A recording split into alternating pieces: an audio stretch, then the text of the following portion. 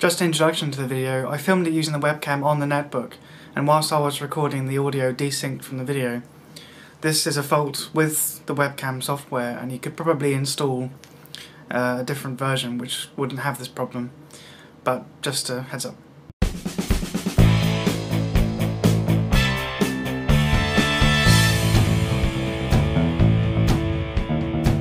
Hello and welcome to my third AMD netbook review. This is reviewing the webcam, and what better way to do it than to film it using the webcam. You can see that the image quality is not the best, and the resolution only goes up to 640 by 480, so you're not going to get crisp HD webcam quality.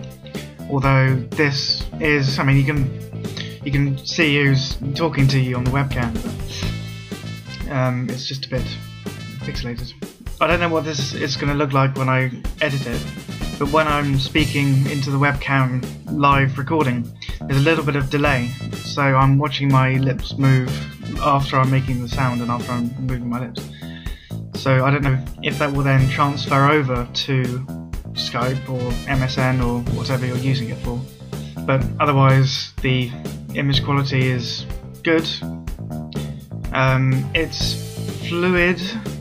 It's not too stuttery, unless the laptop is doing something, then it's a little bit stuttery, but otherwise it's pretty good. As this is my final review, I would just like to say that this netbook is excellent. It is, or someone who's going to the office and carrying around a laptop would want.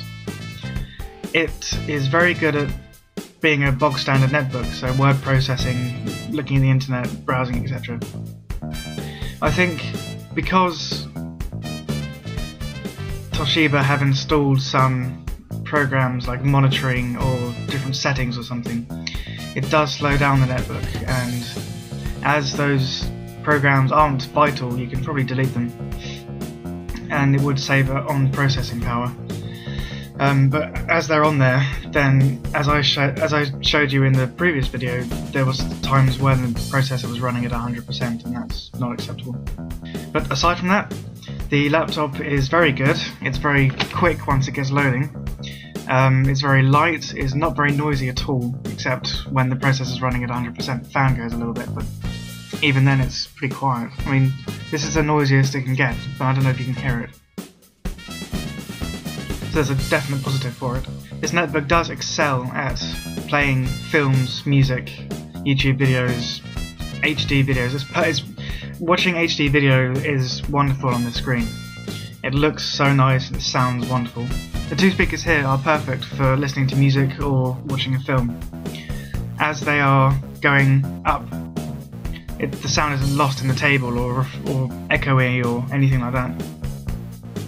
And while you're typing, the only thing about them is though while you're typing your hands will cover the speakers, but that's pretty much the same on any laptop. I mean, my Vostro that you saw in the previous video has speakers underneath, and if you're typing then you're going to cover them anyway. The lighting outside is, well, the weather outside is overcast, so the lighting is a bit reduced, but even in reduced lighting this picture is still pretty good. So again, I heartily recommend this netbook. I would get it.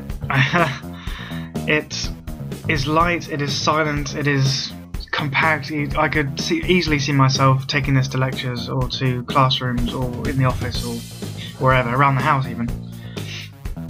It's not going to be the best for playing games like, I don't know, Crisis or graphically demanding games, unless you sort of tinker with it and maybe install some more RAM or something. But it does play averagely demanding games very well. The keys, there is something different about the keys, and I think I said this in my first video. The keys are sort of differently spaced. Even the letter keys are differently spaced than usual, so it takes a little bit of getting used to. But once you have got used to it, then it's fine. So again, this netbook is really good. Thank you for watching.